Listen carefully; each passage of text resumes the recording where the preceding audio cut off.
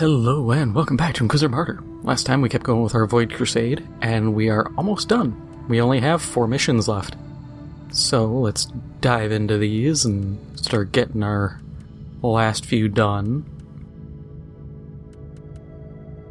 Just keep doing psalm codes. Oh, actually, something I need to bring up. We got our weekly rewards and stuff. We got this, Purity Seal of Calm. It's very, very much better. I just don't know how good it's gonna be, because it's 91% quality. Actually, it's 1 trait less. Ooh. 5 trait for 6 trait, that's a challenge. Because we're kind of getting penalized, and loot quantity. You know what? We're gonna save this. When we are done, we're going to run more intel, and we're going to do these challenges during the intel. Because I don't want to screw up that bonus loot quantity for our end. Let's keep going with this. We got you, and then we need... damage bonus for champions? That's a bit rough.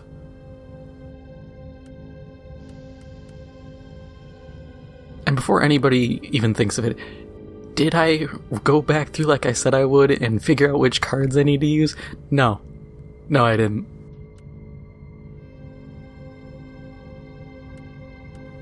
I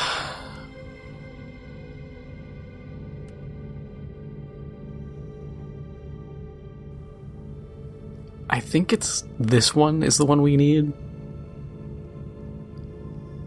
Time limit of 5 minutes. Ooh. That could be rough.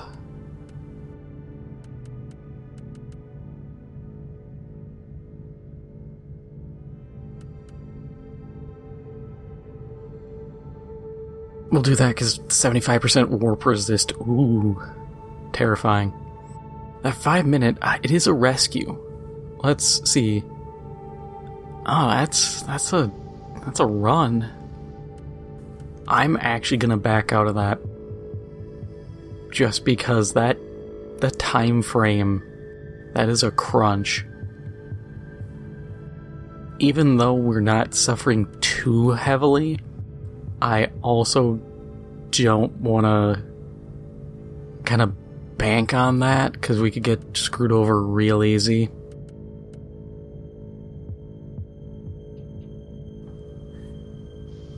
You know, yeah, we'll do 2 extra villains. Why not? That's...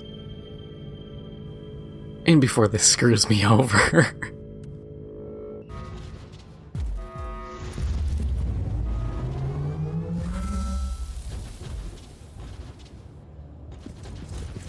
Alright. So, I saw something rather interesting recently. And... I'm good, because I feel like it kind of needs explaining since I've seen a lot of people not really sure what it was. The Xbox tax. Which sounds like the dumbest thing ever, but here's what I've been able to gather. So people have been mad at IGN recently, claiming them and other media outlets have unfairly judged Xbox games, giving them lower scores and what have you, and that because none of the exclusives are nominated for Game of the Year, it is inherently a bias towards Xbox. The nicest way I can put this is that is the dumbest thing I've ever heard. Why is this the dumbest thing ever? Because what people are failing to grasp, they're failing to grasp reality. So, when you really sit down and look at games journalism as a whole, it is always biased. Look at Kotaku, how they always would rag on, Japanese-made games and anime games, whether or not you feel one way or another about, Senran Kagura or these other kind of anime boob games that you'd see, they would always judge them on that and be like, oh, it's trash, ignoring actual gameplay. That is a bias. You see this with every game or every outlet where Kotaku really kind of unveiled this for the world without really wanting to, I think. That reviewers don't have time to fully review some of these games, or they don't care. And that is, unto itself, a bias. They are not interested, they are there for a paycheck. This isn't tips and tricks or Game Informer 10, 15 years ago, when it was a bunch of nerds who loved their jobs. They got to play video games and write about video games for a living. And that's the thing this Xbox tax is failing to grasp. You are blaming the wrong stuff and not comprehending where the blame needs to actually be placed. Let's just run these guys through.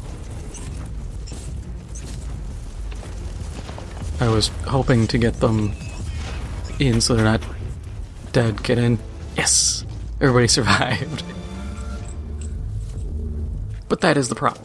They are blaming the wrong thing. And part of it is, to my understanding, they're just mad none of their games are Game of the Year this year. Which, what are you gonna look at? Like, I don't know, Redfall? Is that Game of the Year? No, Redfall sucked. It was bad. Or, like, I saw people using Starfield. Oh, Starfield was unfairly judged. No, Starfield got judged too well. That game, Bethesda has been skating along on this mentality of the modders will fix it for far too long, and it is finally caught up to them. If you have not played the game, go to the wiki, look at the star powers, because you're the Starborn. Yes, that is the Dragonborn, but in space. But read the abilities. You are going to find one that lets you move really fast, one that lets you do like a force push. There's one that lets you sense people, like enemies nearby. Those are Whirlwind Sprint, Unrelenting Force, and Sense Aura from Skyrim. They lifted Dragon Shouts. So to say the game was unfairly judged is absurd. It was judged too well. It was a hack job. It was copy-paste a bunch of stuff. And at the end of the day, if the matter is Xbox is being judged unfairly, and those are the games you're looking at, it's the games that suck. Demand better games. Halo Infinite. It was a rough launch. Should it have gotten Game of the Year at launch? Hell no. It was bad. This is a sign of how game launches are. They're not Game of the Year because they're coming out that year in such a rough state that they don't deserve to be Game of the Year. And people pointed out a bunch of Sony games got Game of the Year. Do I think those games deserved it? Hell no. The Last of Us? God of Snore? No, those were terrible. They were hand-holdy as all can get out. Neil Druckmann is a hack who can't write to save his life. God of War went from just like, yeah, you're Kratos, pummel everyone to death, into this hand-holdy, hit the target to spin the thing for this puzzle. 2 minutes later, telling you the same thing again, like you are too stupid to figure out how the most basic of puzzles work. And is there a degree of... Is there a degree of bribery? Yes and no. Money is easy to trace. Access is a lot harder. And that is the thing. Access journalism. That is the problem with the games industry. It isn't bias, it is the threat of punitive measures. Give our game a good score, or we will not let you play our next game. We've seen that before. To a degree, even Kotaku, as dumb as they are, they have been the recipient of punitive measures.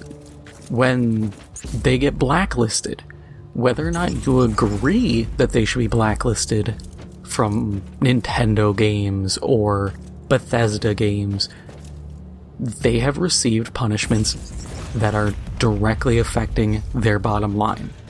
And if you think Bethesda is the only one who's like, nah, screw you, you don't get our games early, you're insane. Other studios do it, and that's probably what some do. Some probably do have individual biases. That is completely understandable. But to declare it as this grand overarching conspiracy is nonsensical.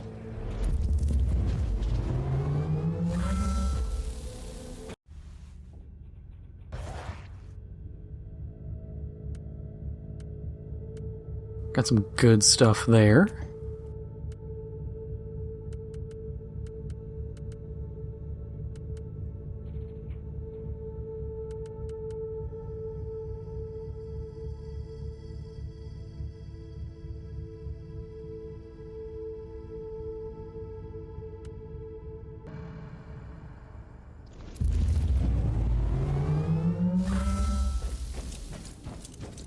But so this general concept of the Xbox tax is absurd. If that were the case, we could have said there was a Japanese tax with some of these outlets during like the PS3 era, with how harshly some judged Japanese games. You could say all of this stuff exists.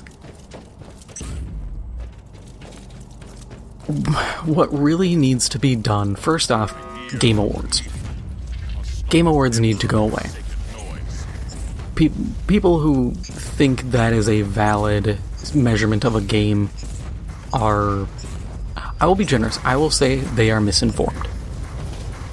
Because when it comes to... You can find this on the Game Awards sites and stuff. I think Golden Joystick has it.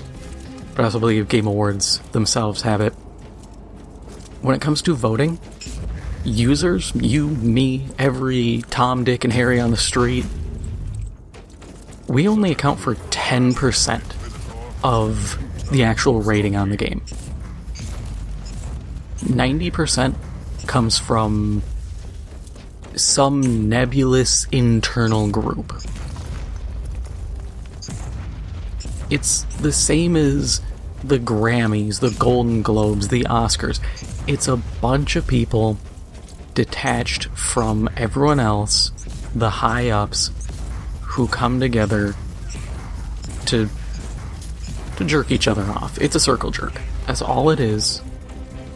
And to read into it as anything more is foolish. And that's something where if a higher-up in a company believes those awards are worth anything, someone has to inform them. Someone has to break their heart and tell them the truth. They're worthless.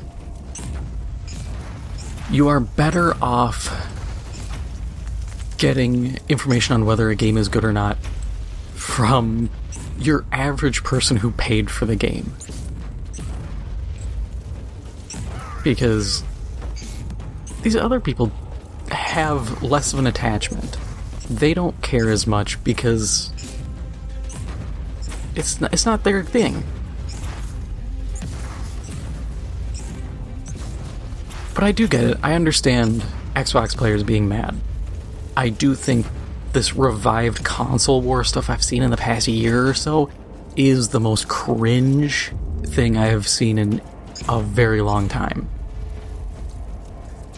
It all, I think, started with the Activision acquisition stuff. We got a bunch of people who are just giddy with the idea of, oh, well, my mega corporation is getting stuff for me. No, they're getting it to get money out of you. Never be happy when a mega corporation wins, because we all lose. Seriously, look at microtransactions, look at pricing, look at all this stuff. It's set by the higher-ups. Did you win by having games now charge $70 for still broken, horribly unfinished games? No. Did I win? No. We all lost.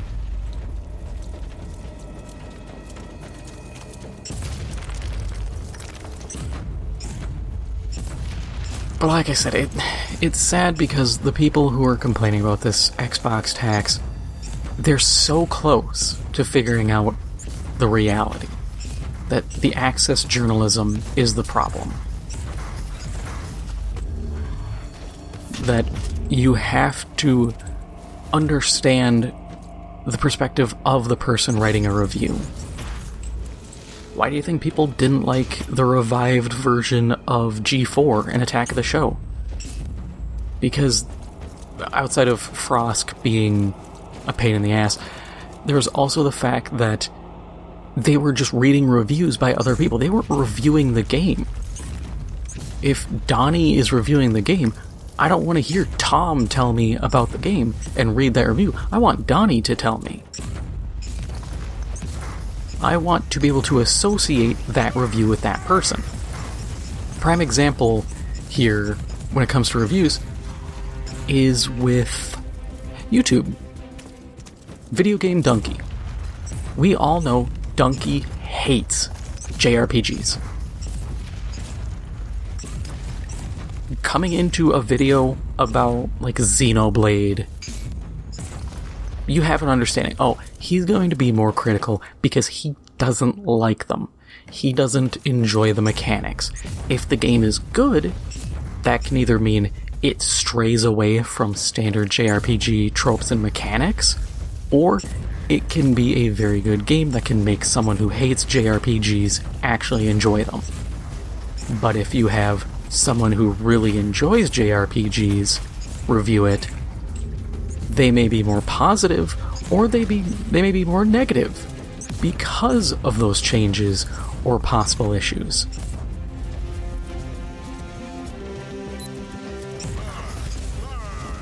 The concept of reviews and ratings they're not as simple as they come off to be. If it was as basic as, oh, this person says it's a 90 out of 100, therefore it's good, that'd be cool. But as we've seen with, like, look at Rotten Tomatoes. How there'll be movies where the reviewers are like, this is a fantastic movie, and then actual people will watch it and they're like, this sucks. This is genuinely horrible. Or you get the opposite. Reviewers are like, this is the worst movie on planet Earth. But then viewers are like, this is awesome. This is great. I wasn't expecting cinematic masterpiece, but what I got was a fun movie. It sucks. It's misguided views on things, and unfortunately it's not as easy as trying to explain it to some people, because people will always be resistant. I tried to interact with people on this matter, and they were pulling up like, oh, I bet you weren't mad about, like, God of War and Last of Us. It's like, no, I don't like those. I don't care. The franchises I love and would actually go to bat for are long dead.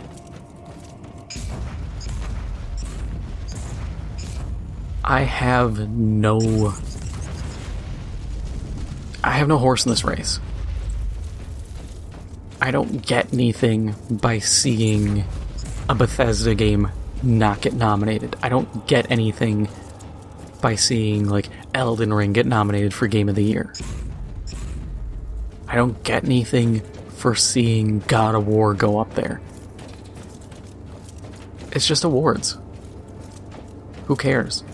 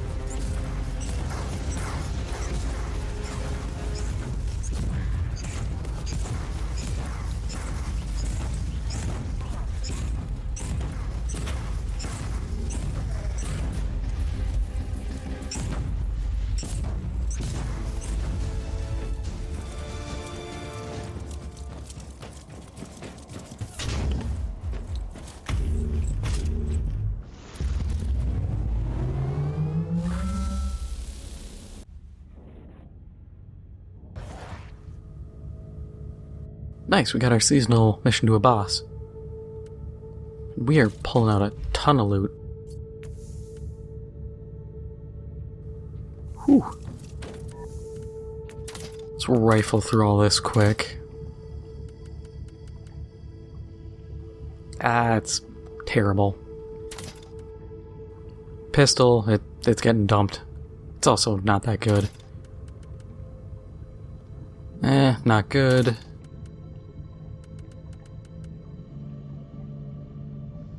Not good either. That's all.